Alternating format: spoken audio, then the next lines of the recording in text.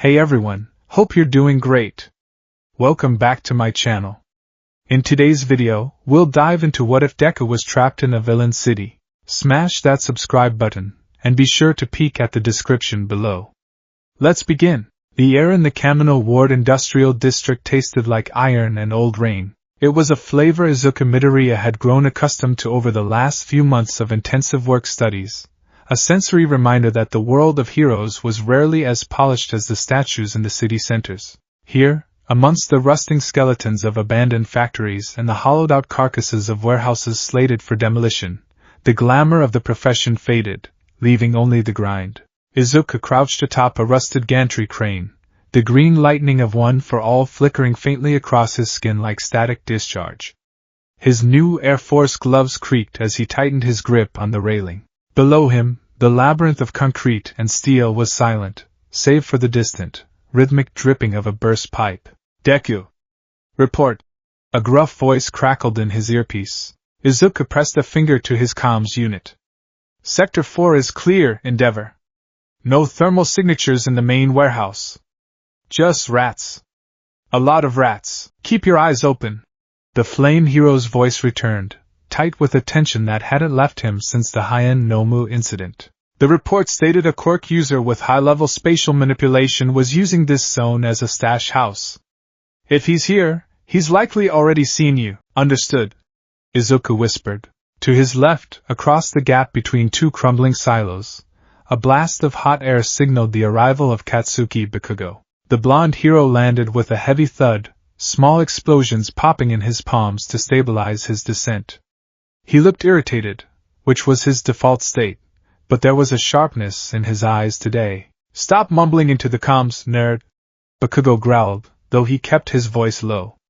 You're clogging the frequency. Where's Icy Hot? Shoto is taking the perimeter with Burnin, Izuku replied, scanning the shadows below. Kaken, be careful. If this villain can manipulate space, we can't rely on standard mobility. I don't need a lecture on physics from you, Bakugo scoffed, peering over the edge. I'll just blast him before he can blink. We're wasting time. This place is a ghost town. It did feel like a ghost town. The Kamino Ward had never fully recovered from the fall of All Might. It remained a scar on the city's psyche, and this particular sector, the Rust Ward, as the locals called it, was the necrotic tissue at the center of the wound. It was a place where things went to be forgotten. Izuku felt a phantom itch in his right arm. Beneath the scarring, deep within the well of One for All, he could feel it, the dark, swirling energy of the fifth user's quirk, Black Whip. It had been weeks since it first manifested in a chaotic explosion of energy during the joint training battles.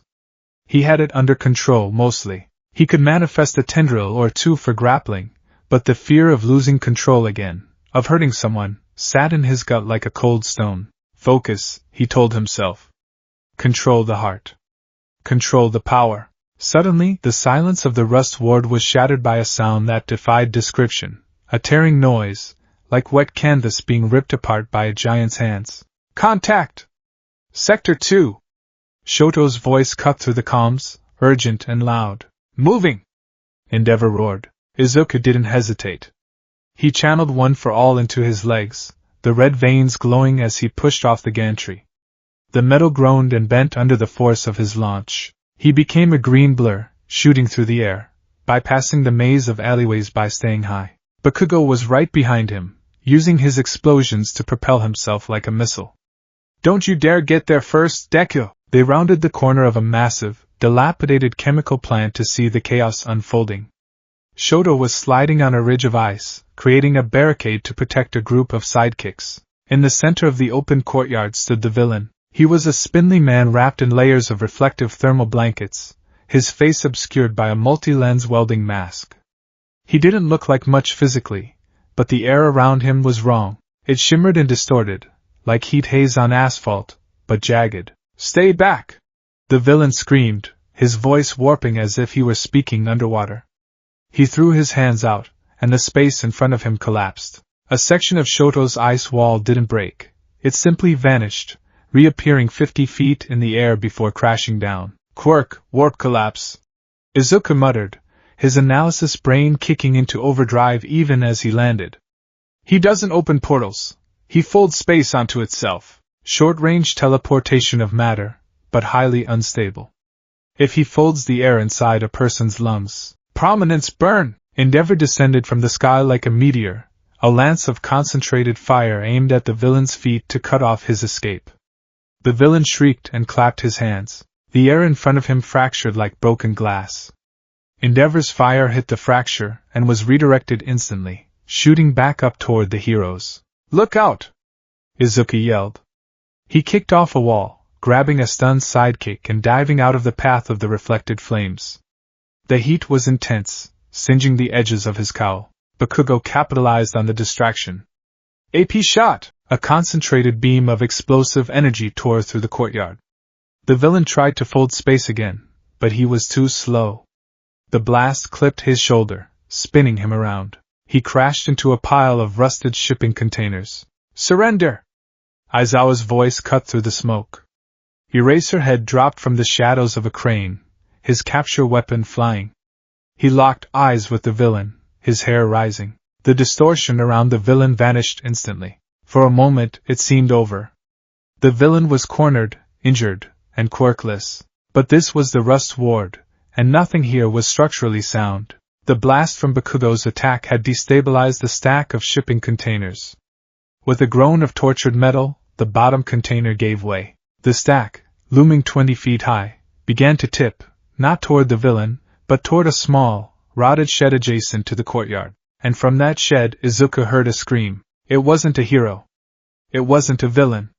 It was the high-pitched, terrified cry of a child. Squatters. There were people living in the ruins. Time seemed to slow down. Aizawa was too far away, his scarf committed to the villain.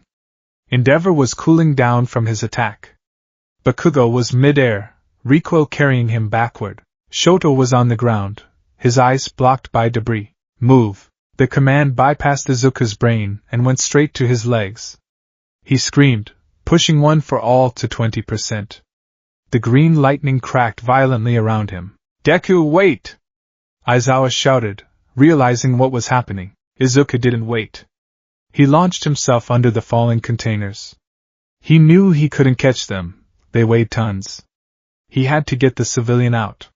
He slid into the shed, debris raining around him. Inside, huddled under a dirty tarp, was a young girl, no older than 6, clutching a stuffed rabbit. Izuku grabbed her, pulling her into his chest. "I've got you!" He looked up. The steel sky of the container was inches from his head. He braced himself, ready to act as a living pillar, ready to break every bone in his body to hold the weight. But the impact never came. Outside, the pain of the falling debris broke Aizawa's line of sight for a fraction of a second. He blinked. That was all the villain needed. Panic-stricken and cornered, the villain didn't try to attack the heroes. He tried to run. He screamed, pushing his quirk to its absolute limit, trying to fold the space between himself and freedom. "Get away from me!" The villain's control snapped. He didn't create a fold. He created a tear. A sphere of black, distorting energy erupted from the villain's chest, expanding rapidly. It wasn't a portal. It was a structural failure of reality. It swallowed the villain, then expanded outward, consuming the ground, the concrete, and the shipping containers. And it consumed the shed. Izuku felt the ground vanish beneath his feet. Gravity inverted. The sound was deafening, a roar like a jet engine inside his skull. He saw the terrified face of the girl in his arms. Black whip! Desperation unlocked the door. Black tendrils exploded from Izuku's back, lashing out wildly. He managed to wrap one tendril around a sturdy steel beam that was still anchored to the real world outside the distortion. He hung there, suspended over an abyss of swirling violet and black energy. The suction was incredible, threatening to rip his arm from its socket. "Deku!" Uraraka's voice? No, she wasn't here. It was Bakugo. Bakugo was diving toward the edge of the rift, hand outstretched, fear contorting his face into something unrecognizable. "Grab my hand, you damn nerd!" Izuku reached up with his free hand, straining. Their fingers were inches apart. But the girl was slipping. The chaotic gravity of the rift was pulling her away from him. Izuku looked down. The rift wasn't just a hole, it was a thresher. If she fell into that energy unprotected, she would be torn apart. He looked at Bakugo. He looked at the girl. There was no choice. There never was. Take her! Izuku screamed. Before Bakugo could process what was happening, Izuku swung his body, using the momentum of Black Whip. He hurled the girl upward with all his strength. Bakugo reacted on instinct, catching the girl by the back of her shirt. The recoil of the catch stopped his forward momentum. He skid to a halt at the edge of the abyss, the girl safe in his grip. Deku, use the whip! Pull yourself up! Bakugo roared, dropping the girl and reaching back out. Izuku tried. He really tried. But the exertion of the throw, combined with the chaotic energy of the rift, broke his concentration. The black tendril wrapped around the beam flickered. It snapped. Izuku saw Bakugo's eyes widen in horror. He saw Aizawa running forward, hair wild, reaching out. He saw the gray sky of the Kamino ward, and then he fell. The rift didn't just let him drop, it swallowed him. The light of the surface world was snuffed out in an instant, replaced by a crushing, suffocating darkness. The sensation of falling was usually accompanied by the rush of wind. There was no wind here. There was only pressure. Izuku felt like he was being squeezed through a tube of toothpaste. His vision was filled with static. His inner ear screamed, unable to tell up from down. He tumbled through a void that felt less like air and more like viscous oil. Am I dying? Is this what death is? Pain flared in his ribs. The pressure was crushing him. He tried to activate One for All, to create a shield of air pressure, but the quirk felt sluggish, heavy. The energy wouldn't flow. Think. Analyze. The villain's quirk was spatial folding. I haven't been disintegrated. I'm moving. Transported. Where? The darkness began to thin, replaced by a blurred rushing of gray stone. He was in a shaft. A massive, vertical tunnel. He was falling, and he was falling fast. He spotted a flash of light below, not sunlight, but a sickly, neon purple. Impact imminent. He bit his tongue, forcing his mind to clear. Full cowling. 30%. Focus power to the legs. He saw the ground rushing up. It wasn't flat ground. It was a mountain of trash. Izuku curled his body, tucking his head, and braced for impact. Crash. He hit the pile with the force of a small bomb. Debris exploded outward, metal shards, rotting wood, unidentifiable slime. He tumbled, bouncing off a rusted car chassis, crashing through a layer of corrugated tin, and finally rolling to a stop in a pool of stagnant, tepid water. Silence returned, heavy and oppressive. For a long time, Izuku didn't move. He lay on his back, staring up into the gloom. His body was a map of agony. His left shoulder throbbed with a dull, sickening heat, likely dislocated. His ribs felt like broken glass. His hero costume, usually so durable, was shredded in places, the reinforced fabric torn by the sheer friction of the fall. He coughed, and the taste of blood filled his mouth. He rolled onto his side, spitting out the metallic liquid, and tried to breathe. The air here was thick. It was heavier than surface air, humid and hot, smelling of ozone, sulfur, rotting garbage, and something distinct, something like burning sugar. Alive! He croaked. His voice sounded small, swallowed by the darkness. He forced himself to sit up. The movement made his vision swim. He clutched his shoulder, gritting his teeth. Pop! With a sharp cry of pain, he shoved the joint back into place. He panted, tears pricking his eyes, waiting for the nausea to pass. Status report, he commanded himself, falling into the familiar rhythm of analysis to keep the panic at bay. Location unknown. Depth, significant. The fall lasted approximately 20 seconds after the rift stabilized. Assuming terminal velocity. I'm miles underground. He reached for his ear. His comms unit was there, but it was hot to the touch. He pulled it out. The circuitry was fried, melted by the electromagnetic interference of the rift. Endeavor? Kaken?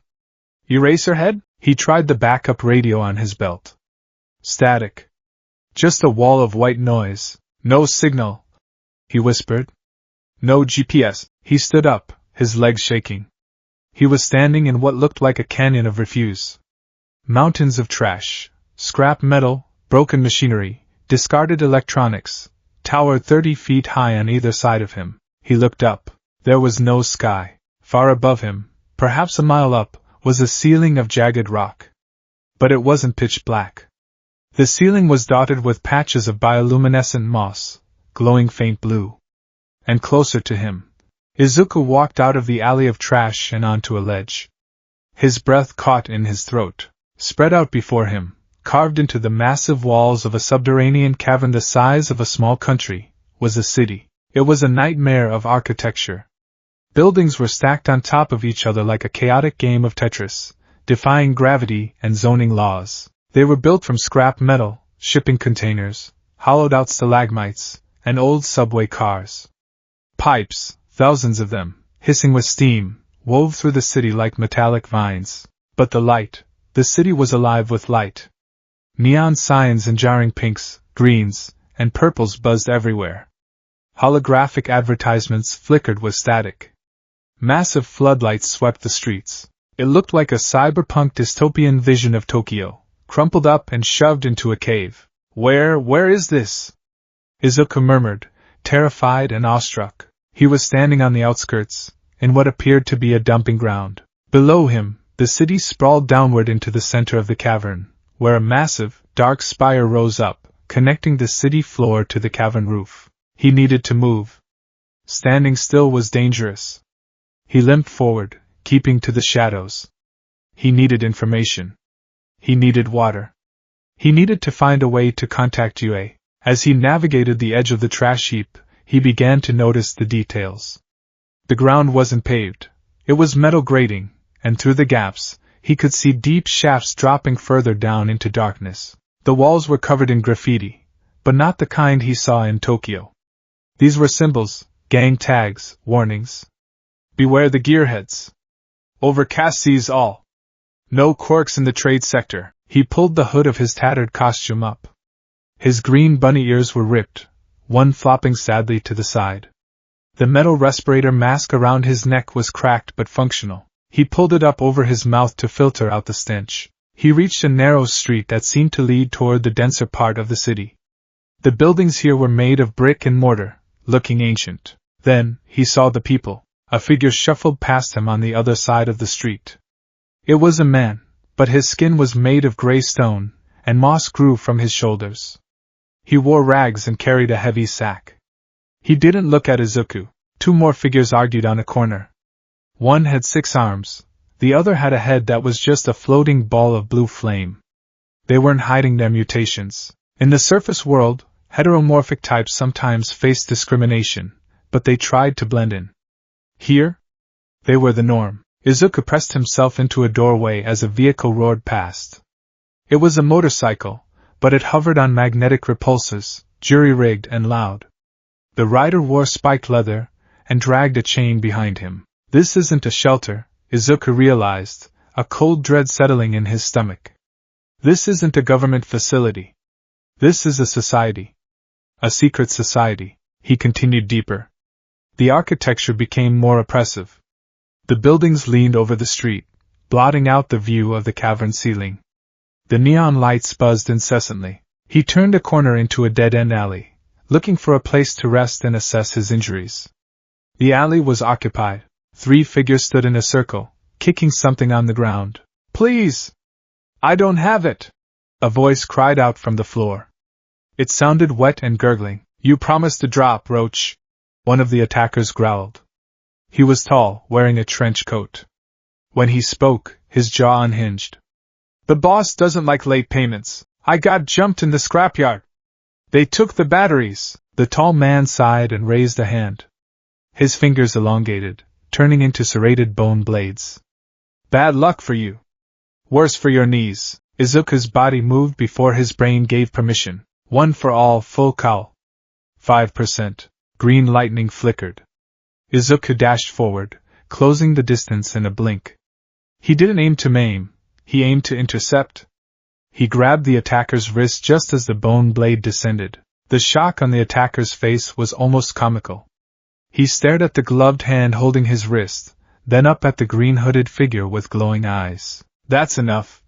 Izuku said, his voice modulated by the mask, sounding deeper, harsher. The attacker tried to yank his hand back. He couldn't. Izuku's grip was iron. Who the hell is this? One of the other thugs, a woman with snakes for hair, hissed. A hero? The word hung in the air like a curse. Hero? The tall man laughed, though there was nervousness in it. Down here? You're hallucinating. He's just some new wanderer trying to make a name. He swung his other hand at Izuku. Izuku ducked under the clumsy strike, pivoting on his heel. He didn't use a smash. He used a simple judo throw, using the attacker's momentum to slam him into the damp wall. The man crumbled, groaning. The snake-haired woman and the third thug, a brute with metal skin, charged. Izuku analyzed them in a split second. Snake hair, likely venomous, range dependent. Metal skin, durability high, speed low. He leaped straight up, bouncing off the narrow alley walls. He landed behind the metal-skinned man, sweeping his legs. The brute fell with a clang. Before he could rise, Izuku tapped him on the back of the neck, a precise nerve strike Aizawa had taught him. The man went limp. The snake woman froze. Izuku stood up, dusting off his hands. He looked at her. Go, he said. She didn't need to be told twice. She grabbed her unconscious friends, dragging them away with surprising strength, disappearing into the shadows. Izuku let out a breath he didn't know he was holding. He turned to the victim on the ground. It was a mutant, a teenager, maybe Izuku's age, but with carapace-like skin and insected eyes. He was clutching his ribs, bleeding blue blood. Izuku knelt down, reaching into his utility belt for a bandage. Are you okay? That looked bad. Here, let me help you up. He reached out a hand. The victim slapped it away. Izuku blinked. I'm not going to hurt you. I'm a hero? The insect boy spat the word, scrambling backward against the trash cans. His compound eyes were wide with fear, but also hatred. I saw your costume. The green. The rabbit ears. You're that UA kid, aren't you? The bone breaker. Izuku froze. His identity was known even here? I just wanted to help. Help? The boy laughed, a harsh, clicking sound. You stepped in on a collection run. Those were Spire enforcers.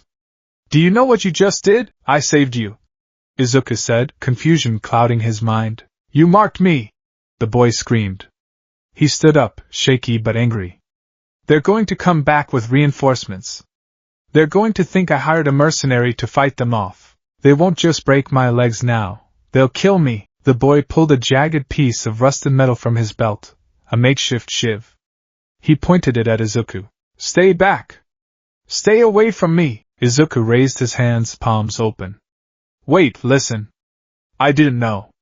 I can protect you if they come back. Protect me? The boy scoffed. Like you protected the people surface side? We're down here because of people like you. Because we didn't fit your pretty little laws. You think you can just waltz into the sump and play savior? The boy lunged. It was a sloppy, desperate attack. Izuku sidestepped it easily. He grabbed the boy's arm, not to hurt, but to restrain. Let go! The boy shrieked. He triggered his quirk. Spikes shot out of his chitinous arm. Izuku flinched, releasing his grip as a spike grazed his palm. The boy scrambled away, fleeing down the alley, disappearing into the neon fog. Don't follow me, hero! The boy's voice echoed back. You're dead meat down here! You hear me? Dead? Izuku stood alone in the alley. Blood trickled from his palm, dripping onto the dirty metal grate. He looked at the bandage in his other hand, and mused. The adrenaline began to fade, replaced by a cold, biting reality. He had acted as a hero. He had saved the weak from the strong. It was the fundamental rule of his existence. And he had been rejected. He looked up at the sliver of sky, the glowing cavern roof miles above.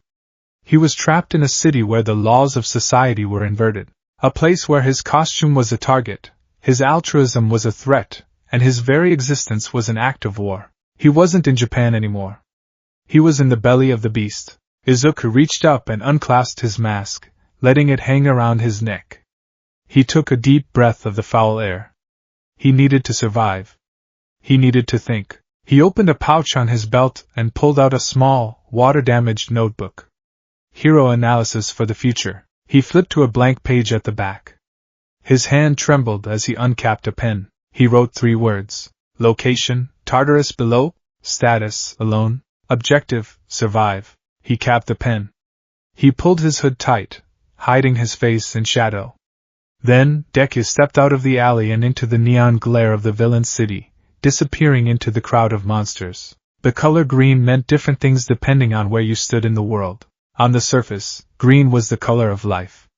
It was the trees on the UA campus, the manicured lawns of suburban homes, the traffic lights signaling it was safe to move forward. It was the color of hope, the specific, electric shade of the sparks that danced around one for all. Down here, in the bowels of the earth where the sun was a myth, and the air tasted of sulfur and despair, green was the color of a target. Izuku Midoriya huddled in the recess of a collapsed drainage pipe, shivering. The pipe was located in what the locals, if the shuffling, desperate figures he'd seen could be called that, referred to as the scrapyard.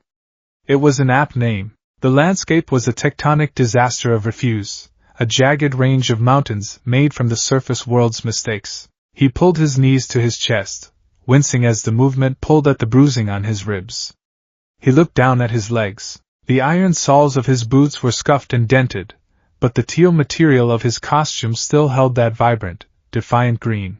In the murky gloom of the underground, illuminated only by distant, sputtering sodium lamps and the bioluminescent fungus clinging to the cavern roof miles above, he glowed like a beacon. I stand out, he thought, his mind racing through the fog of pain. I'm a neon sign in a graveyard. If that boy was right, if the Spire enforcers are looking for me. He remembered the insect boy's eyes. The sheer, unadulterated hatred when he realized Izuku was a hero. It wasn't the theatrical villainy of the League of Villains. It was the cornered, feral aggression of a creature that had been kicked one too many times. Izuku reached up and touched the metal respirator around his neck. It was damaged, but the voice modulator might still work if he tinkered with it.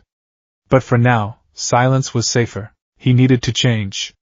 He needed to disappear. Slowly, agonizingly, Izuku crawled out of the pipe.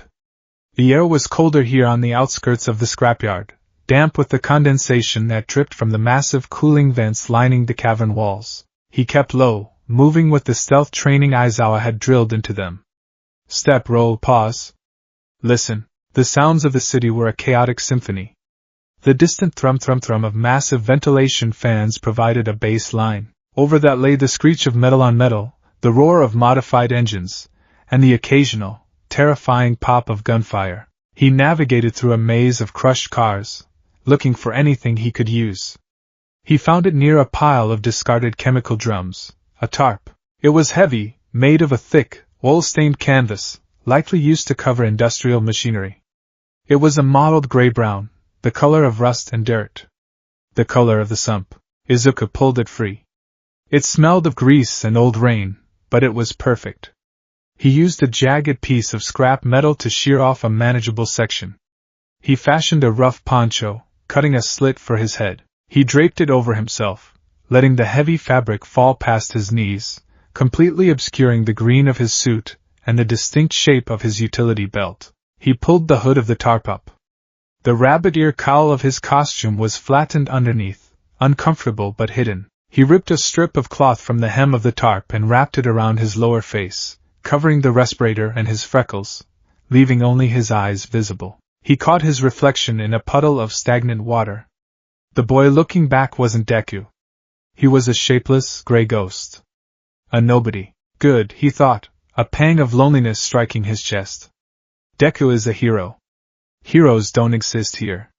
Midoriya Izuku is just a survivor. Hunger arrived 6 hours later, and it didn't come politely. It clawed at his stomach with sharp, cramping fingers. Izuku had been moving steadily toward the lights of the central district, hoping to find water or perhaps a way to gauge the layout of the city. He had assumed, naively, that he could endure a day or two without food. He had one for all, after all. But one for all was a furnace. It burned calories at an accelerated rate, even when idling. And his body was working overtime to knit together the micro-fractures in his bones and the bruising from the fall. He stood in the shadows of an alleyway, peering out onto a thoroughfare in the transition zone between the scrapyard and the neon district. The architecture here was shifting. The piles of trash gave way to structures that were actually built, albeit haphazardly. Buildings made of welded shipping containers stacked 6 high leaned over the street, connected by precarious rope bridges and rusted catwalks. The street was busy. It was a market of sorts. Izuku watched, analyzing. The currency didn't seem to be yen. He saw people trading small metal chits, batteries, or unmarked vials of liquid. Barter was king. I have nothing to trade, Izuku realized. My gear is too valuable to show, it screams surface tech. My skills are combat-oriented. And I have no money. He watched a stall across the street. A large man with 4 arms and skin like wet clay was grilling skewers of meat over a drum fire.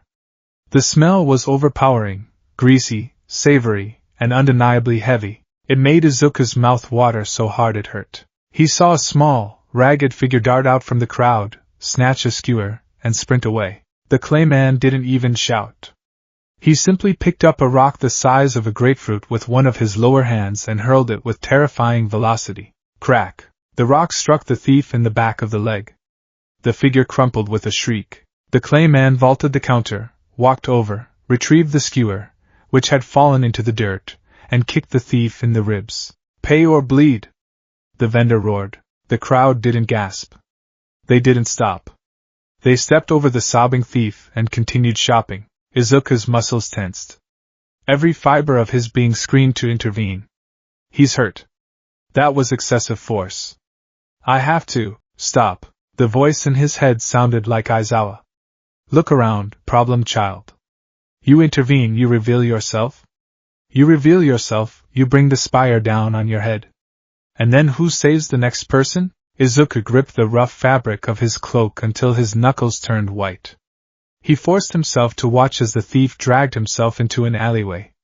He forced himself to stay still. It was the hardest thing he had ever done. Harder than breaking his bones. Harder than fighting muscular. This was the passive acceptance of cruelty. He turned away, bile rising in his throat. He couldn't stay here. The smell of the food was torture, and the cruelty was suffocating. He retreated, climbing a rusted fire escape to get off the street level. He needed to find high ground. He needed to find a place where he didn't have to watch people suffer and do nothing. He climbed until his muscles burned. He reached the rooftop of a swaying tenement building, surrounded by the hum of massive HVAC units. The air was warmer up here, filled with the exhaust of the city below. There was a large, boxy ventilation unit on the roof, churning out hot, stale air. Behind it was a small crawl space, sheltered from the wind and the view of the street. That will do, Izuku thought. He crawled into the space, curling up on the vibrating metal. It was warm. It was hidden. He closed his eyes, trying to meditate, trying to visualize the flame of one for all and keep it small, keep it contained. You're loud, a voice rasped. Izuku's eyes snapped open. He scrambled back, hitting his head on the overhang. He channeled 5% instantly, green sparks dancing beneath the cloak. Who's there? He hissed. From the shadows above the vent, a pair of eyes opened. They were yellow, with horizontal slit pupils, glowing faintly in the gloom. Relax, surface dweller, the voice said. It sounded dry, like grinding stones. If I wanted to kill you, I would have dropped a cinder block on your head while you were staring at the meat stall. A figure dropped down from the lip of the vent. It was a boy, roughly Izuku's height, but that was where the similarities ended. His skin was a dark, slate-gray stone. He had large, leathery wings folded tight against his back like a cape, and his hands ended in sharp, curved talons. His face was angular, with a snout and pointed ears. He looked, for all intents and purposes, like a gargoyle torn straight from a Gothic cathedral. He wore only a pair of ragged cargo shorts and a vest covered in pockets. I didn't see you, Izuku said, keeping his guard up. His analysis brain ticked over. Stone skin? Camouflage? No, he was just incredibly still. Gargoyle physiology likely includes the ability to enter a dormant, statue-like state. That's the point, the gargoyle boy said. He crouched on the edge of the unit, balancing effortlessly. You breathe too loud. You walk too heavy. And you smell like ozone and soap. You don't belong in the sump. The sump? Izuku asked. Tartarus below.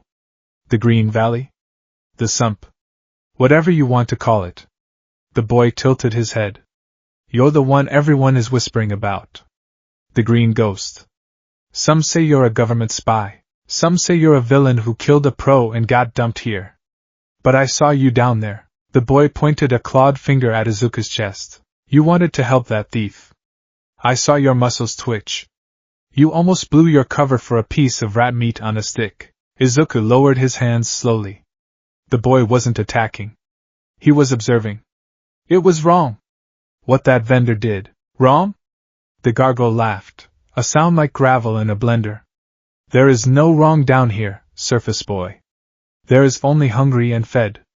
Alive and dead. You try to play hero here, you'll be dead before you hit the ground. I'm not playing, Izuku said quietly. Whatever. The boy reached into one of his vest pockets and pulled out a small, foil-wrapped block. He tossed it to Izuku. Izuku caught it. It was heavy. What is this? Nutrient block. Tastes like chalk and sadness, but it keeps the motor running. Eat. Izuku hesitated. Why? Why help me? The gargoyle shrugged, his stone wings scraping against the metal. Because you're new. New is interesting. And because... He paused, his yellow eyes narrowing. Because I saw you fall. From the ceiling. Nobody survives the drop. You did. Izuku unwrapped the block. It looked like compressed gray putty. He took a bite. It was dry, flavorless, and gritty, but his stomach roared in gratitude. He ate it in 3 bites. I'm Izuku, he said, wiping his mouth. He decided against giving his hero name. The gargoyle stared at him for a long moment. Kaito. Don't expect me to shake hands. My skin chafes. Nice to meet you, Kaito. Kaito snorted. You really are from the surface. Look, Izuku. You can stay here for the night. This vent is my territory. The gearheads don't come up this high. The air is too thin for their engines. But tomorrow you move. I don't run a hotel. I need to get to the surface, Izuku said. Is there a way out? Kaito laughed again, louder this time. He gestured to the miles of rock above them. Look up. See that? That's 5 miles of solid bedrock, reinforced with quirks. The government dumped us here to rot. There are no elevators. There are no stairs. The only way out is a pine box, or if you can fly like a jet. There has to be a way, Izuku insisted. Ventilation. Supplies. How does the food get down here? Kaito's amusement faded. He looked at Izuku with a strange expression, pity mixed with calculation. The chutes, Kaito said. Massive gravity drops in the Neon District. Automated. One way. Nothing goes up. Only trash comes down. I can climb, Izuku said, thinking a black whip. If I can find a shaft. The shafts are guarded by overcast elites, Kaito said. And even if you got past them, there are pressure sensors, turrets, and quirk dampening fields near the surface crust. You try to climb, you get fried. Izuku slumped against the wall. The reality of his situation was settling in like a heavy weight. But Kaito added, scratching his stony chin. You survived the fall. Maybe you're tough enough to survive the climb. But you can't do it looking like a beggar. You need intel. You need a map. Do you have one? No. But I know who does. Kaito grinned, revealing rows of sharp teeth. But information isn't free in the sump, Izuku. You want my help? You help me first. With what? A supply run, Kaito said. My stockpile is low. And you look like you could lift a truck. The next morning, marked only by the dimming and rebrightening of the artificial lights, began with a lesson in geography. Kaito led Izuku to the edge of the rooftop. From here, the entire terrifying scope of the sump was visible. Pay attention, surface, Kaito said, pointing a clawed finger. That, he pointed to the sprawling, chaotic mess of trash and shanties where Izuku had landed, is the scrapyard. It's where the dregs live. The mutants who can't fight, the sick, the crazy. If you have nothing, you live there. Or you die there. He moved his finger to the center of the cavern, where the lights were brightest and the buildings were taller, pulsing with neon. That is the Neon District. That's the heart. Markets, fight pits, brothels, chop shops. The gearheads run the tech trade there, guys with machine quirks. They control the power grid. You want batteries, parts, or weapons? You go there. But watch your back.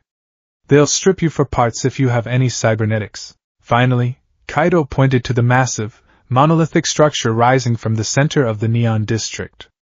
It was a sleek, dark tower that pierced the gloom, looking like a needle injected into the earth. And that is the spire. Kaido's voice dropped a register. That's Overcast's territory. He's the king of the sump. Controls the air scrubbers, the water filtration, and the gravity stabilizers. He decides who breathes. His elites, the Storm Guard, are the law. You see a guy in white armor? You run. Overcast, Izuku repeated, filing the name away. Is he a villain? He's a warlord, Kaido corrected. Up top, maybe he was a villain. Down here, he's a god. Rumor is he has an atmospheric quirk. Can crush you flat with air pressure without lifting a finger. Izuku shivered. A pressure quirk in a closed environment was devastating. So, where are we going? Izuku asked. Neon District, Kaido said, turning away from the edge. Edge of Gearhead territory. There's a warehouse. They just got a shipment of batteries and preserved food from a surface drop. We're going to liberate some of it. Stealing? Izuku frowned beneath his mask. Survival, Kaido snapped. Get that through your thick skull. There are no convenience stores here. If we don't take it, the gearheads will hoard it and sell it at prices nobody in the scrapyard can afford. We're balancing the scales. Izuku struggled with this. It went against everything All Might stood for. But he looked at Kaido's thin frame, the way his ribs showed slightly against his stone skin. He thought of his own gnawing hunger. I can't fight if I starve, Izuku reasoned. And if I starve, I can't return to UA. I can't save anyone. Fine, Izuku said softly. But no killing. And we only take what we need. Kaito rolled his eyes. You have a lot of rules for a guy wearing a tarp. The descent into the Neon District was a sensory assault. The air grew hotter and thicker, smelling of ozone and fried electronics. The noise was deafening, music with heavy, distorted bass thumped from underground clubs, mixing with the grinding of machinery. Izuku kept his head down, following Kaido's lead. Kaito moved with surprising grace for someone made of stone, sticking to the shadows and the upper walkways, avoiding the crowded streets below. They reached the warehouse district. It was a maze of corrugated metal structures, guarded by men with visible cybernetic implants. That's the target, Kaido whispered, pointing to a rusted hangar. 2 guards at the front. 1 patrolling the back. Cameras are dead, EMP fried them weeks ago. I can distract the back guard, Izuku whispered. You get inside? No, Kaido said. I'm the lookout. My eyes work better in the dark. You're the muscle. You go in, grab the crates marked with the red triangle. That's the nutrient paste, and get out. Quietly, Izuku nodded. He took a breath, centering himself. 1 for all, full cowl. 2%. Keep the lightning internal. No visual cues. He dropped from the walkway, landing silently behind a stack of crates near the rear entrance. The guard was a woman with a TV screen for a head, displaying static. She was holding a makeshift rifle. Izuku waited for her to turn. As soon as she did, he moved. He didn't use a smash. He used speed. He closed the gap in a blur, grabbing the barrel of her rifle and twisting it upward while sweeping her legs. She fell hard. Before she could shout, he applied a sleeper hold. The static on her screen flickered and went dark as she passed out. Sorry, Izuku whispered. He picked the lock on the door, a skill he picked up from watching Mineta, of all people, and slipped inside. The warehouse was dim, lit only by emergency strips on the floor. Crates were stacked to the ceiling. Izuku scanned the labels. Ammo. Scrap. Batteries. There. Red triangles. He moved toward the food crates. He grabbed 2 heavy cases, testing the weight. Easy. He turned to leave. Hey! Who's there? Izuku froze. A door on the upper catwalk of the warehouse had opened. A guard he hadn't seen, a man with gears spinning in his chest, was staring right at him. Intruder! The gearhead shouted, raising a hand. His arm shifted, the metal plating folding back to reveal a cannon. Busted. Izuku dropped the crates. He couldn't carry them and fight. A blast of concussive sound erupted from the guard's arm cannon. Izuku dodged, the sonic wave shattering the crate behind him. Sonic quirk. Or tech mimicking one. Dangerous in an enclosed space. Izuku leaped, bounding off a stack of tires. He rocketed toward the catwalk. The guard fired again, but Izuku was too fast. He landed on the railing, grabbed the guard's cannon arm, and crushed the firing mechanism with a squeeze of his iron grip. The guard screamed. Izuku silenced him with a chop to the throat, knocking him unconscious. Izuku! Move it! Kaito's voice hissed through the open skylight. More coming! Izuku looked down at the crates. He grabbed 2 smaller boxes of paste and shoved them into a sack he'd brought. He leaped up toward the skylight, catching Kaito's outstretched stone hand. Kaito hauled him up onto the roof just as the warehouse doors burst open below. Run! Kaito yelled. They sprinted across the rooftops, leaping gaps that would have killed a normal human. Izuku used small bursts of one for all to clear the distances, the wind rushing past his ears. They were clear. They had made it. But as they slowed down, catching their breath in a dark alleyway 3 blocks away, Izuku heard it. A whimper. He looked down the alley. In the shadow of a dumpster, a woman was huddled over a child. A gang of 3 thugs, mutants with spiked skin, were towering over them. Give us the respirators, one thug growled. You don't need clean air. You need to pay the toll. Please, the woman begged. My daughter has asthma. The air down here, she can't breathe without it. The thug kicked the woman. She fell back, shielding the child. Izuku stopped dead.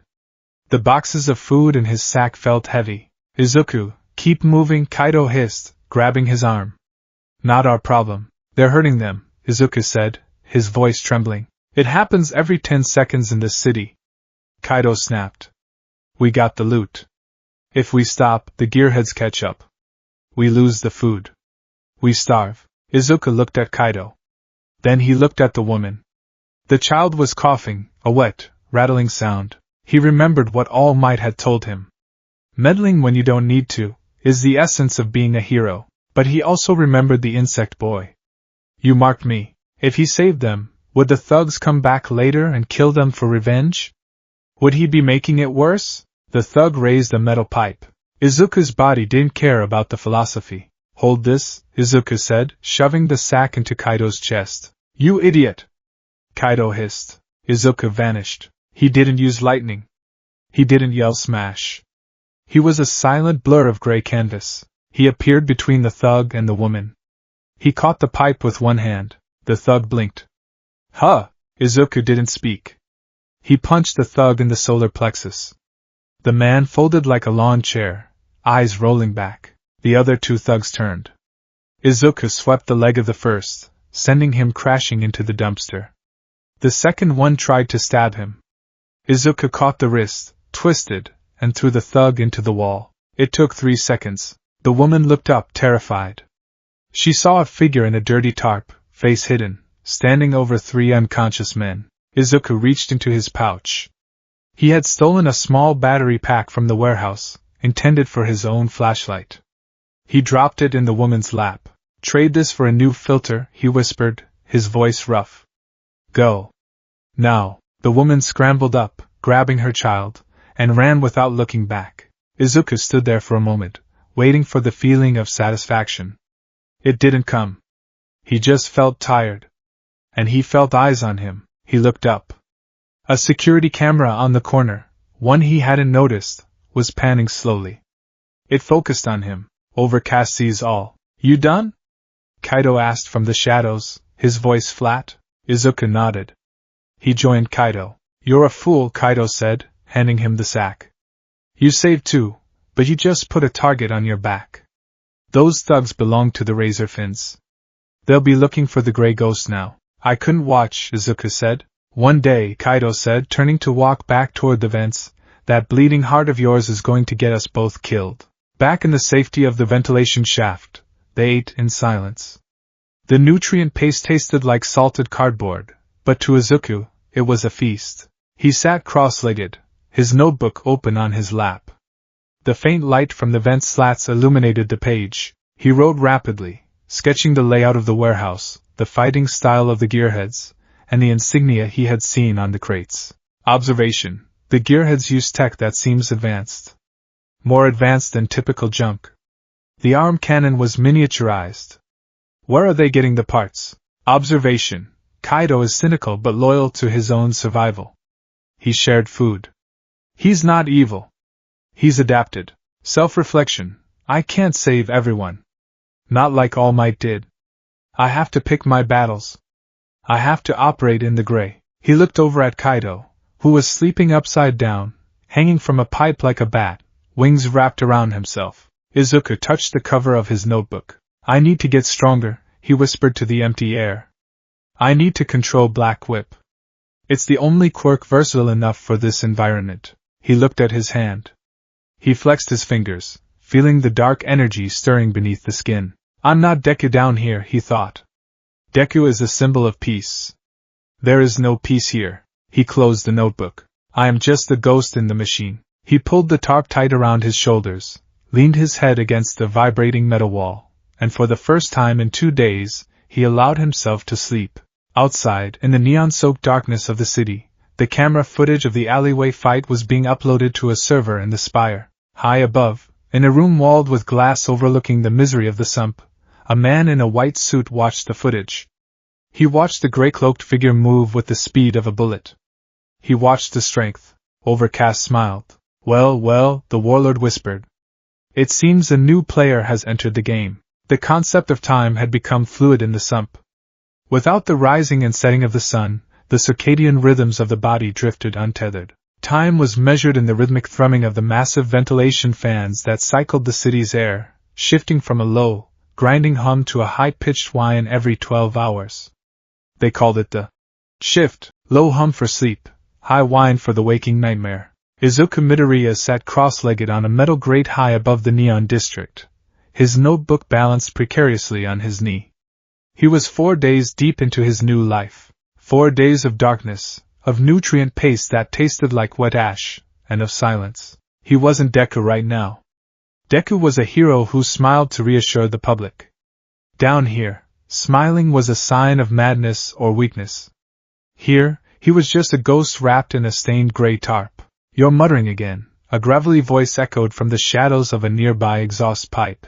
Izuku snapped his mouth shut, the tip of his pen hovering over a sketch diagram of the city's power grid. Sorry, Kaido. Habit. Kaido, the gargoyle mutant who had become his reluctant guide and landlord, dropped down from his perch. His stone skin was slick with the condensation that perpetually coated the upper levels of the city. He peered over Izuku's shoulder, his yellow eyes narrowing at the complex web of lines and notes. You write too small, Kaido grunted. And you think too much? It's a city surface. Not a math problem. Everything is a math problem if you break it down far enough, Izuku whispered, tracing a line on the paper. Look here. The power cables running from the geothermal taps in the lower crust all feed into the neon district, but there's a localized drain in Sector 4. A massive one. The gearhead's territory, Kaido spat, scratching his stony wing. They hoard juice like dragons hoard gold. What about it? It's not just power, Izuku said, tapping the page with more intensity. I've been tracking the airflow patterns. The Skylum, that massive intake shaft we saw from the scrapyard, it routes directly through their central foundry. If there's a way to send a signal out, or even a physical way to climb up without being shredded by the automated defenses, it's through that shaft. Kaido let out a sharp, barking laugh. You're obsessed. You really think you can just knock on the gearhead's front door, borrow their cup of sugar, and climb 5 miles of death shaft to the surface? Not knock, Izuku said, closing the notebook with a snap. His eyes, usually wide and innocent, were hard. Infiltrate. I need parts, Kaido. The comms unit I salvaged from the drop is fried, but the receiver is intact. If I can get a high-frequency oscillator and a signal booster, I might be able to punch a Morse code burst through the rock interference. Might, Kaido emphasized. And for this might, you want to rob the gearheads. They aren't street thugs, Izuku. They're cyborgs. They have thermal optics, motion trackers, and they don't sleep. I know. Izuku stood up, adjusting the gray tarp around his shoulders. He felt the phantom weight of one for all thrumming in his veins. He had been practicing keeping it at 1%, a mere spark, just enough to enhance his senses without emitting the telltale green lightning. That's why I need you to guide me through the vents. I won't use my quirk unless I have to. I'll be invisible. Kaido stared at him for a long moment, his stone tail twitching. You're going to get us killed. You know that, right? I won't let you die, Izuku promised. I know you won't die, Kaido muttered, turning toward the dark tunnel that led toward the district. You're too stubborn for the Reaper to harvest. Come on. Shift is changing. The noise will cover our footsteps. The descent into the Neon District was like descending into the throat of a living, mechanical beast. As they moved lower, the air grew hotter, thick with the smell of ozone, burnt oil, and cheap synthetic spices. The architecture changed from the piled scrap of the slums to something more deliberate, yet infinitely more oppressive. Buildings here were welded together from industrial shipping containers and cannibalized factory parts, reinforced with steel girders that looked like exposed ribs. Neon lights in garish pinks, acidic greens, and violent purples lined every edge, flickering and buzzing. They stayed high, moving along the maintenance gantries and cable runs that crisscrossed the streets like a spiderweb. Below, the population of Tartarus below went about their business. Izuku watched them through the gaps in the grating. It was a carnival of monsters. He saw a man with a shark's head arguing with a woman made entirely of slime over the price of a rusted battery. He saw a group of children, mutants with extra limbs or glowing eyes, chasing a rat the size of a dog, not playing, but hunting. Don't look at them, Kaido whispered, sensing Izuku's hesitation. Empathy is heavy. It slows you down. I can't just turn it off, Izuku whispered back. Then dial it down, Kaido hissed. We're entering Gearhead Turf. Sector 4. Look sharp. The transition was subtle but distinct. The chaotic graffiti of the lower slums disappeared, replaced by rigid, stamped identification numbers on the walls. The chaotic tangle of wires was bundled neatly into armored conduits. The streets were cleaner, but quieter. The gearheads were technophiles, worshippers of the machine. In a world where quirks were biological, they sought to transcend flesh with steel. The foundry is ahead, Kaido signaled, stopping at the edge of a rooftop. Izuku crept forward. The foundry was a monstrosity. It was a repurposed geothermal plant, a fortress of black iron and venting steam. Massive pistons pumped rhythmically along its sides, driving the ventilation systems for the entire sector. It was guarded by sentries, men and women who had replaced limbs and eyes with chrome and circuitry. Entry point? Izuku asked. Thermal exhaust port, north side, Kaido pointed. It vents every 3 minutes. We have a 10-second window before it fries us. Izuku analyzed the distance. 50 meters. Open ground. Then a vertical climb up a slick pipe. I can make it, Izuku said. He reached into his belt and pulled out a small, weighted grappling hook he had fashioned from a piece of rebar and a high-tensile wire stolen from a wrecked winch. No quirks, Kaido reminded him. Their sensors pick up bioelectric spikes. You flash that green light of yours, and turrets will turn us into Swiss cheese. Understood. Pure stealth. They waited. The massive piston on the side of the building hissed, retracting. A cloud of white steam erupted from the vent. Go! Kaito whispered. Izuku moved. He didn't run, he flowed. He dropped from the roof, his boots hitting the pavement silently. He sprinted across the gap, keeping his profile low. He reached the pipe just as the steam began to clear. He threw the hook. It caught the grating above. He scrambled up the pipe, muscles burning. He didn't use full cowling to boost his jump. He used raw, physical strength honed by cleaning Dagoba Beach. He hauled himself over the lip of the vent just as the warning light turned red. He rolled into the dark, greasy tunnel, the heat instantly rising. Kaido landed beside him a second later, his stone claws digging into the metal for purchase. Too close, Kaido grumbled, shaking soot from his wings. We're in, Izuku said, pulling his respirator mask tighter. Now, the server room. The schematic said it's on the 3rd sublevel. They moved through the ventilation shafts of the foundry. It was a claustrophobic nightmare. The tunnels were barely wide enough to crawl through, and they vibrated constantly with the power of the machinery around them. Izuku led the way, his eyes adjusting to the gloom. He navigated by memory of the map he had drawn, counting the turns. Left at the junction. Down 2 levels.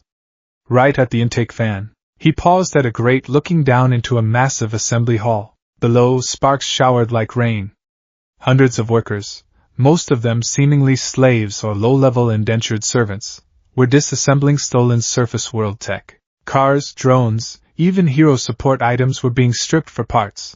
Izuku watched, his heart hammering. He saw a pile of familiar-looking debris. It was the wreckage of a hero agency patrol bot. They're arming themselves, Izuku whispered. Building an army. Overcast pays well for heavy ordnance, Kaido whispered back. Keep moving. We're not here to inspect the merchandise. They reached the 3rd sublevel. The air here was cooler, conditioned for the sensitive electronics. This is it, Izuku signaled. He carefully unscrewed the grate and dropped into a dark corridor. It was silent here, save for the hum of servers.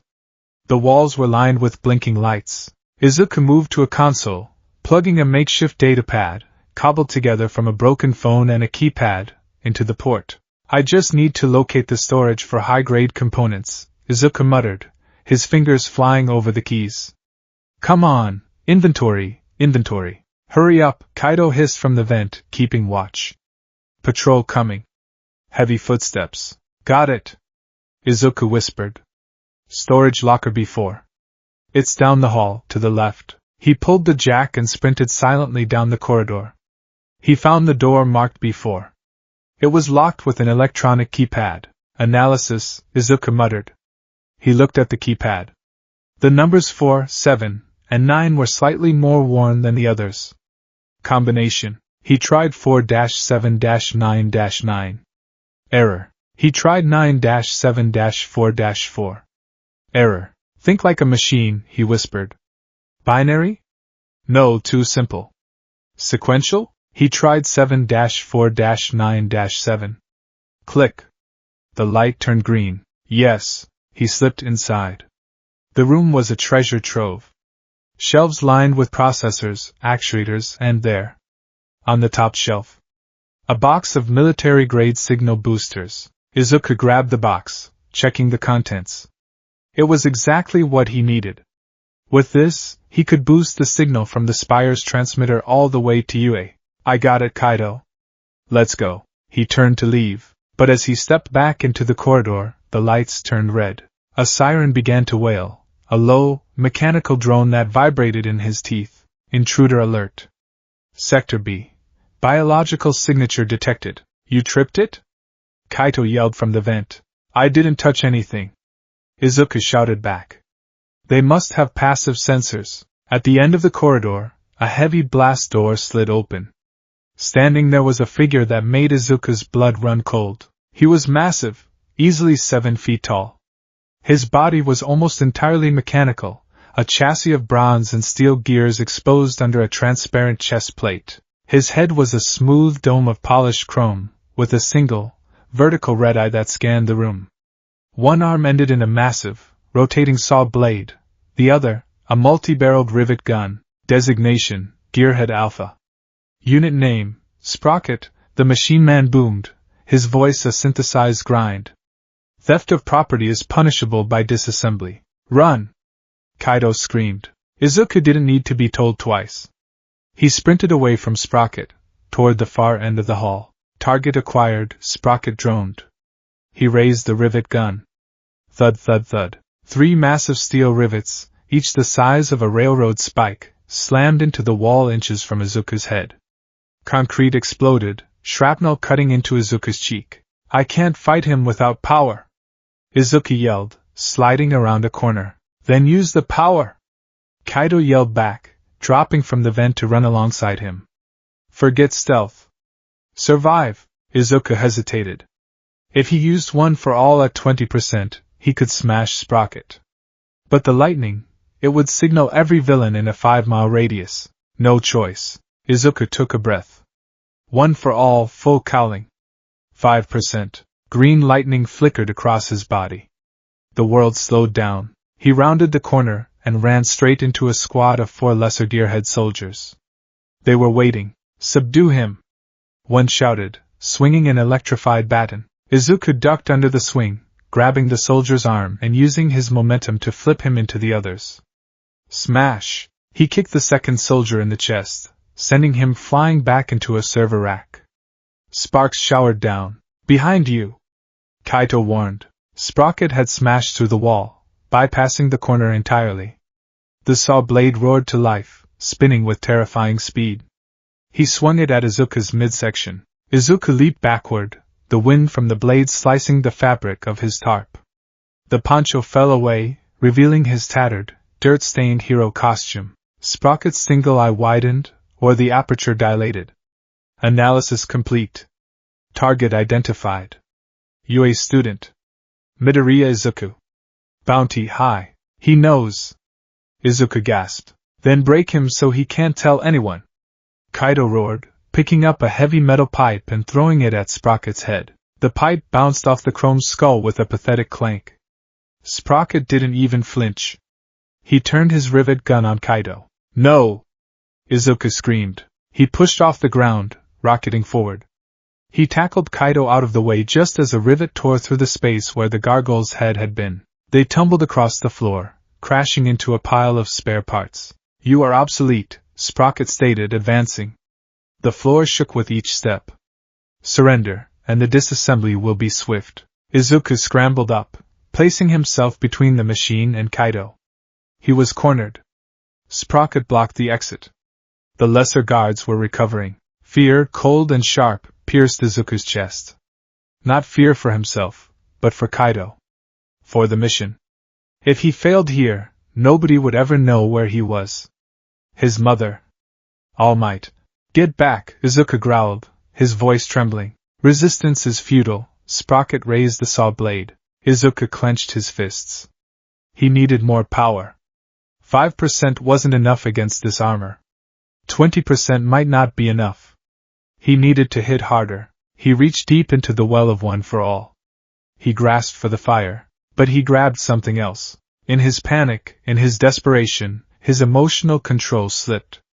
The anxiety, the anger at the city, the fear of death, it all acted as a catalyst. Deep inside the void of One for All, a bald man with goggles smiled sadly. "You're not ready, Ninth. But you're asking for it. Get away from us." Izuku screamed. He threw a punch, but it wasn't air pressure that came out. Crack boom. Black energy exploded from Izuku's right arm. It wasn't the controlled, singular tendril he had managed to summon before. It was a hydra, thick, writhing ropes of black energy, crackling with dark violet lightning, burst from his skin. They tore through his glove. They lashed out wildly, devoid of precise direction. "What the?" Sprocket started. One of the black whips slammed into Sprocket's chest. The force was tremendous. It didn't just push him, it crumpled the inch-thick steel chest plate like tin foil. The massive cyborg was launched backward, smashing through not one, but 3 reinforced walls before burying himself in the foundry machinery beyond. But the whips didn't stop. They were thrashing, seeking, destroying. One smashed into the ceiling, bringing down a rain of concrete. Another swept across the floor, slicing through server racks like a scythe through wheat. "Izuku! Stop!" Kaito screamed, pressing himself flat against the floor as a tendril whipped inches above his head. I can't!" Izuku shrieked. He grabbed his right arm with his left hand, trying to hold it back. The pain was excruciating. It felt like his arm was being torn apart from the inside. The energy was angry. It was wild. "Turn off. Turn off." The black energy pulsed, feeding on his panic. It lashed out at the structural supports of the room. The ceiling groaned. "Focus!" Kaito yelled, rolling toward him. "Don't fight it. Aim it! Aim it!" Izuku gritted his teeth, tears streaming down his face. He looked at the massive ventilation shaft grate on the far wall, the way out. He forced his mind to focus on that single point. "Go there. Just go there," he screamed, swinging his arm. The chaotic mass of tendrils obeyed, sluggishly, converging into a single, massive braid of dark energy. It shot forward, smashing the grate off its hinges and embedding itself in the far wall of the shaft. Grab on! Izuku yelled to Kaido. Kaido leaped, latching onto Izuku's back. Izuku retracted the whip. The force yanked them off the ground, flying through the air like a ragdoll. They shot through the opening and into the massive, vertical darkness of the Skylung shaft. Behind them, the server room collapsed, burying the gearhead soldiers in rubble. They swung in the darkness, suspended by the black tendril. Izuku hung there, gasping for breath, sweat soaking his torn costume. The black energy flickered and died, dissolving into smoke. Izuku slammed his hand into the concrete wall of the shaft, fingers digging into a seam to stop their fall. You! Kaido breathed, clinging to Izuku's shoulders, his stone claws digging in hard. What the hell was that? That wasn't a strength quirk. I don't know, Izuku lied, his voice hoarse. His arm was numb, throbbing with a phantom ache. He looked at it. The skin was bruised, dark purple veins tracing the path where the energy had erupted. We have the parts, Izuku whispered, checking the pouch at his belt. It was still there. We have the parts, Kaido agreed, looking down into the abyss below them where the sounds of alarms were rising. But I think we just woke up the whole damn city. The spire. The penthouse. High above the chaos, in a room where the walls were made of smart glass displaying the misery of the city below, a man stood watching a monitor. The room was sleek, white, and sterile, a stark contrast to the filth of the sump. Classical music played softly from hidden speakers. Overcast adjusted the cuffs of his pristine white suit. He was a handsome man, with slicked-back pale hair and eyes that were a cloudy, solid gray. He swirled a glass of wine, staring at a data readout on his screen. Sir, a voice spoke from the intercom. Massive energy spike in Sector 4. The Gearhead Foundry has sustained catastrophic structural damage. I see it, Overcast said softly. His voice was smooth, cultured, and utterly devoid of warmth. He zoomed in on the data visualizer. The sensors hadn't just picked up a strength enhancement. They had picked up a chaotic, multifaceted energy signature. High-yield kinetic discharge. Bioelectric webbing. And something else. Something ancient. Sprocket reported a UA student, the intercom continued. Midoriya Izuku. Overcast smiled. It wasn't a nice smile. It was the smile of a collector who had just found a rare insect. The boy who fell, Overcast mused. I assumed he was just another strength-type brute. But this readout, this is anomalous. He manifested a secondary quirk capability under stress. A poltergeist-type energy projection. He tapped the glass. He's not just a hero student, Overcast whispered. He's a vessel. Shall we deploy the storm guard, sir? No, Overcast said, turning away from the window. Not yet. He's frightened. He's unstable. Let the city test him. Let the gangs hunt him. I want to see what else spills out when he breaks. He walked to a massive digital map of the city on the wall. A red dot blinked in the ventilation shaft of Sector 4. Put a bounty on him, Overcast commanded. 50,000 credits. Alive. I want him in the arena. I want to see this monster bloom in person. Understood, sir. And the classification? Overcast paused at the door. Classify him as a villain, Overcast said. Let's see how the little hero likes wearing the title. The vents. 1 hour later, Izuku and Kaido huddled in a small maintenance alcove halfway up the shaft.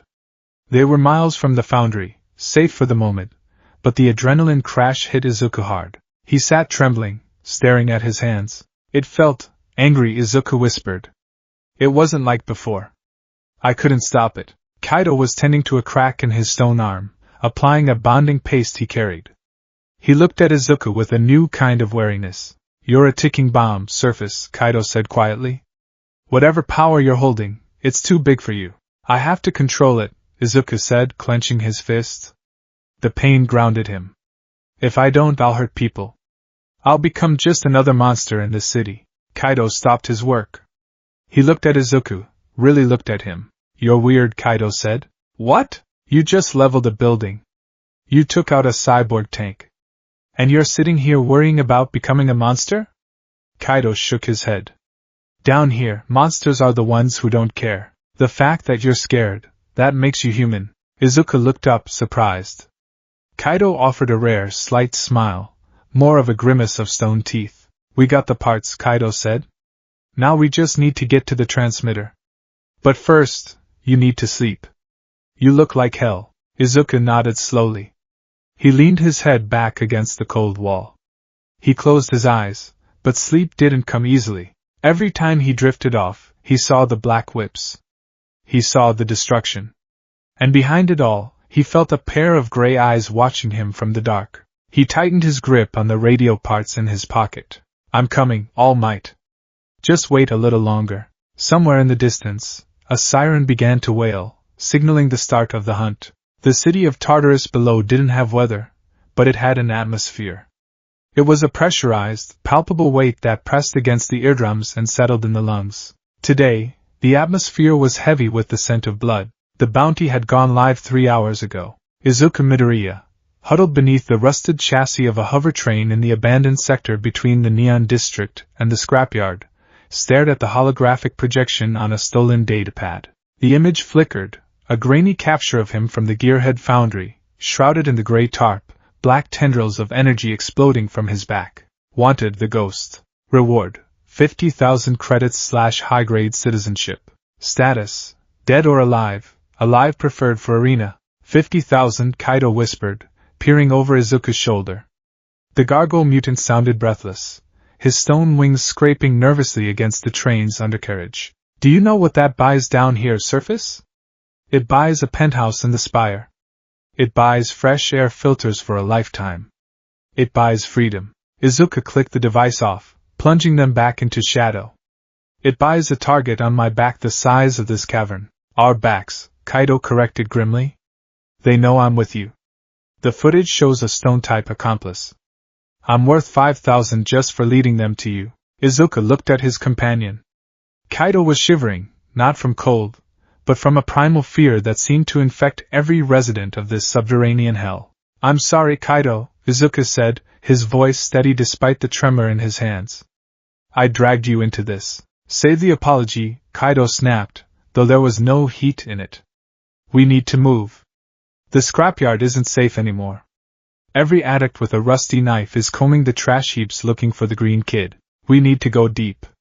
The sewers? No, Izuku said, his mind whirring through tactical options. The gearheads have thermal sensors in the main lines. If we go into the sewers, we're cornered. We have to go up to the transition layer near the ceiling. It's unstable, but the radiation from the surface crust interferes with sensors. The ceiling slums? Kaido looked horrified. That's Muteater territory. Cannibals, Izuku. Better than cyborgs with aim assist, Izuku countered. He adjusted the tattered remains of his gray cloak. We move on my mark. Stay low. If we see anyone, we run. No fighting unless absolutely necessary. With that bounty? Kaido scoffed. If we see anyone, fighting is the only necessity. The spire. Level 99. The air in Overcast's private sanctum was scrubbed so clean it smelled sterile, like a hospital ward. One wall was entirely glass, reinforced, blast-proof polymer, overlooking the sprawling, neon-infected gut of the city. Overcast stood by the window, his reflection ghostly against the dark panorama. He wore a suit of pristine white silk, untainted by the grime of his kingdom. He held a glass of vintage red wine, a relic from the surface world that cost more than the lives of 100 scrapyard dwellers. Report, he said softly. Behind him, a man in heavy tactical armor knelt on one knee. This was Vayne, the commander of the Storm Guard. The gearheads are mobilizing their elites, sir, Vayne reported, his voice muffled by his helmet. Torque has taken personal command of the hunting party. The Razorfins have locked down the waterways. The bounty has motivated the population. Good. Overcast took a sip of wine. Caves breathes revelation. And the boy? Sightings in Sector 7. He's moving fast. His physical capabilities are consistent with a high-level strength enhancer, but the energy projection witnessed at the foundry remains inconsistent. It appears triggered by emotional distress. Overcast turned. His eyes were solid gray clouds, shifting and swirling. When he focused them on Vayne, the air pressure in the room dropped noticeably. Vayne's armor creaked as the atmosphere squeezed him. He is a puzzle, Vane. A boy with a hero's heart trapped in a villain's world. I want to see how long that heart beats before it turns black. Overcast walked to a pedestal where a black helmet rested. It was a Neuralink controller for the city's atmospheric stabilizers. Torque wants the bounty, Overcast mused. But Torque is a blunt instrument. Ensure the boy is driven toward the Plaza of Rust. I want to narrow the playing field, and if the boy resists? Overcast smiled, and the pressure in the room lifted instantly. Then break his legs. But leave his mind intact. I have a debate to win with him, the climb. Izuku and Kaido moved like shadows through the twisted wreckage of the mid-levels. This part of the city was a vertical favela, structures clinging to the cavern walls like barnacles. It was a treacherous maze of rusted ladders, swinging bridges, and hollowed-out stalactites. Izuku led the way, his senses pushed to the limit. One for all, full Cal 2%. Just enough to heighten his hearing and reflexes without giving off the green lightning. Footsteps to the left. 3 men. Heavy breathing. Avoid. Drone buzz overhead. Stay under the awning. Smell of ozone. Gearhead trap ahead. Bypassing. He was analyzing the city in real time, his brain processing the threat environment faster than he ever had in a classroom. This was the final exam Aizawa had never prepared him for. Izuku, Kaido hissed from behind him. We're being herded. Izuku paused, crouching behind a water tank. I feel it too. Every time we try to cut west toward the maintenance shafts, we run into a patrol. They're pushing us east. What's east? The Plaza of Rust, Izuku realized, his stomach dropping. An open area. Old industrial sector. It's a kill box. If we go back, we hit the blockade, Kaido said. If we go forward, we walk into a trap. We go up. Izuku looked at the sheer rock face above the favela. It was smooth, wet limestone. Can you fly us? Kaido shook his head. My wing is still fractured from the fall. I can glide, but I can't generate lift for both of us. Izuku gritted his teeth. He looked at his hand. He could use Black Whip to climb, but the control was still slippery. If he lost focus, he'd drop them both. Or worse, the energy would flare and signal their location to the entire city. We have to risk the plaza, Izuku decided. But we don't walk into the center. We skirt the perimeter. Use the ruins for cover. They moved out, sliding down a drainage pipe into the Plaza of Rust. It was a massive, open cavern floor littered with the carcasses of ancient mining machines, excavators the size of houses, rusted drill rigs, and conveyor belts that led nowhere. The lighting here was dim, flickering orange from distant sodium lamps. It was quiet. Too quiet. Ambush, Izuku whispered. Get down. Before Kaido could drop, a high-pitched whine pierced the air. See ye! A circular saw blade, glowing red-hot, sliced through the air. It severed the top of the rusted pillar Kaido was standing next to. There he is! The money! From the shadows of the mining machines, figures emerged. They weren't the ragtag thugs from the alley. These were professionals. They wore matching dark gray armor with green glowing optics. Their bodies were heavily modified with cybernetics. The gearheads. And leading them, floating on a magnetic repulsion disc, was a cyborg who looked more machine than man. His lower body was a gyroscope, and his arms were elongated pistons ending in spinning blades. Torque, Kaido breathed, terror choking his voice. Sector captain of the gearheads. He's fast, Izuku. Faster than sound. Torque spun, his gyroscope body humming. Midoriya Izuku. You caused quite a mess in my foundry. The boss wants you alive, but he didn't say you had to keep your limbs. Kaido, run, Izuku said, stepping forward. He dropped the tarp. The green lightning of One for All crackled to life, illuminating the plaza. I'll draw them off. I'm not leaving you. You can't fight them. Izuku yelled. Go, Torque laughed, a synthesized screech. Get the stone rat. I'll handle the hero. Torque accelerated.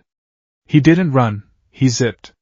He moved in jagged, geometric angles, bouncing off the rusted machinery with incredible speed. Izuku's eyes widened. Fast. Inertia manipulation? No, magnetic repulsion off the metal floor. Torque closed the distance in a blink, a blade swinging for Izuku's neck. Izuku ducked, feeling the heat of the blade singe his hair. Full cowl, 15%. He delivered a precise upward kick, aiming for the gyroscope base. Clang! It was like kicking a bank vault. Torque didn't budge. He spun with the impact, converting Izuku's kinetic energy into rotational speed. He swung his other arm, a piston punch. Izuku crossed his arms to block. The impact sent him skidding backward 30 feet, his boots carving furrows in the metal floor. Heavy, Izuku muttered, shaking his numbed arms. He uses rotation to dampen impact and amplify force. 6 other gearheads charged. 2 laid down suppressive fire with pulse rifles, forcing Izuku to dance and weave. Detroit smash! Izuku yelled, punching the air. The wind pressure blasted the riflemen off their feet, sending them tumbling into a pile of scrap. But Torque was back. He was a whirlwind of blades. Izuku was forced on the defensive, dodging, parrying, leaping. He bounced off the side of a massive excavator, using his mobility to stay out of the kill zone. Stand still! Torque roared. Not likely! Izuku retorted. He saw an opening. Torque's gyroscope had a cooling vent at the base. Izuku grabbed a loose steel rebar from the ground. As Torque spun toward him, Izuku didn't dodge. He dove into the spin. It was a gamble. If he missed, he was minced meat. He jammed the rebar into the cooling vent. Crunch SCRECH. The rebar caught in the internal gears. Torque's rotation ceased instantly. The physics of the sudden stop sent the cyborg flying uncontrollably.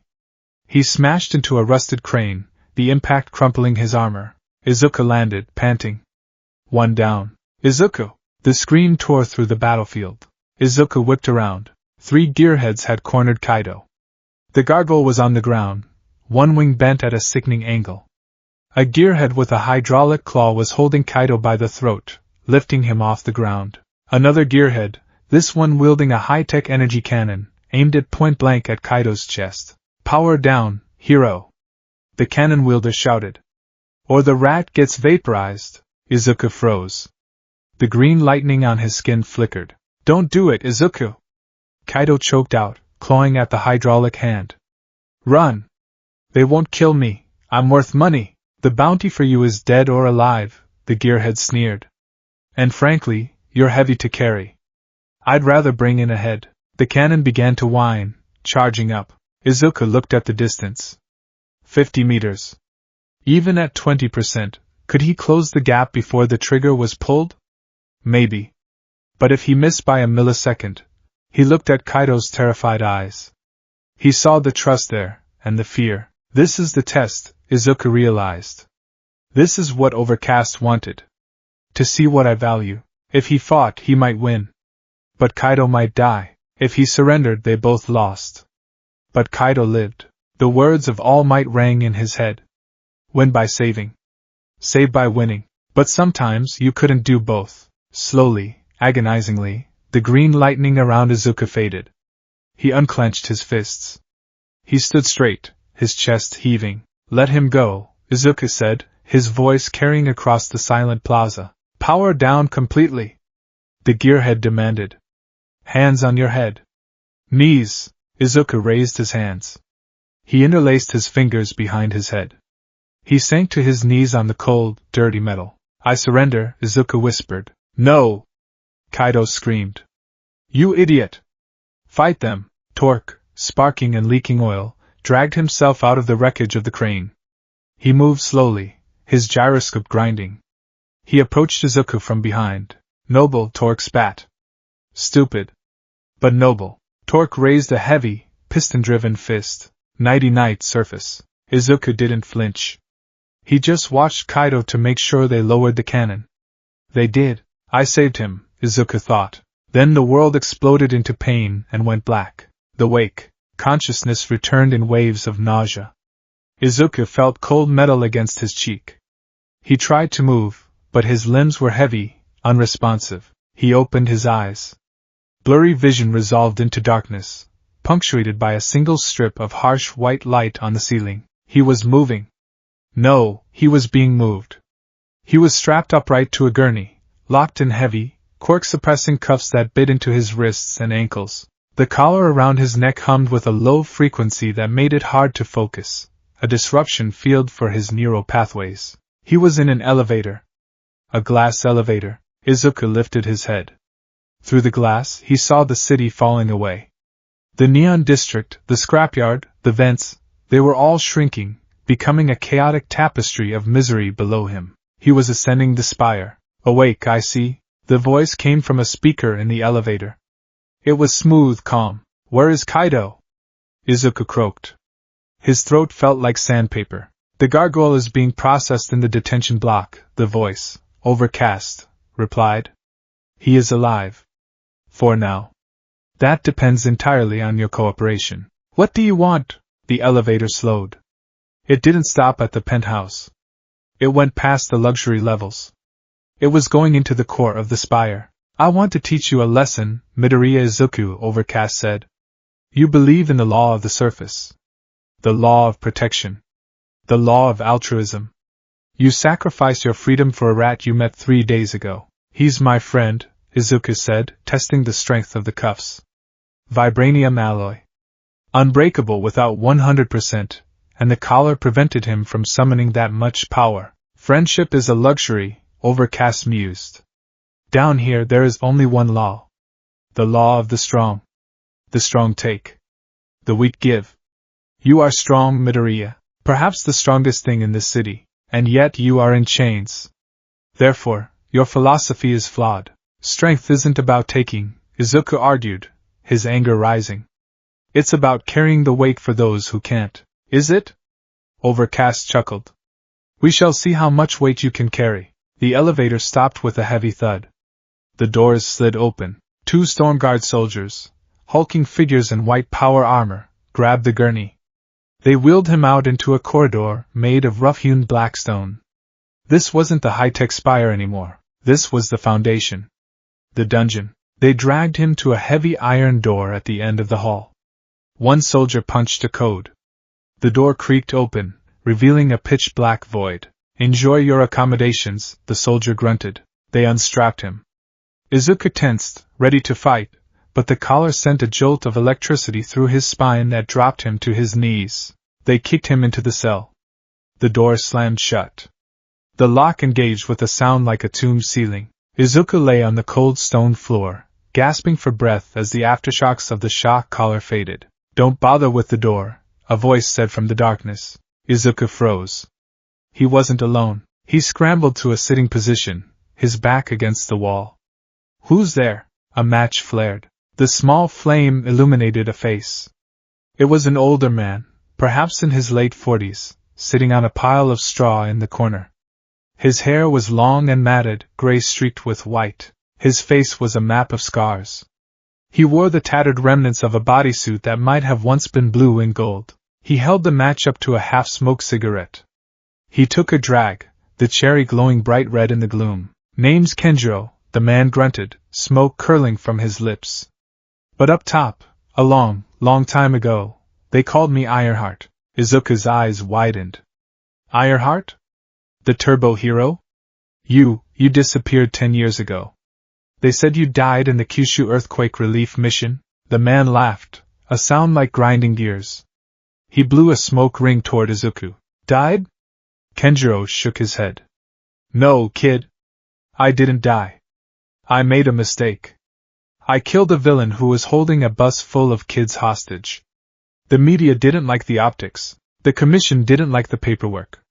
So they made me disappear. He gestured around the damp cell. Welcome to the retirement home for broken toys, kid. Welcome to the pit. Izuku stared at the fallen hero.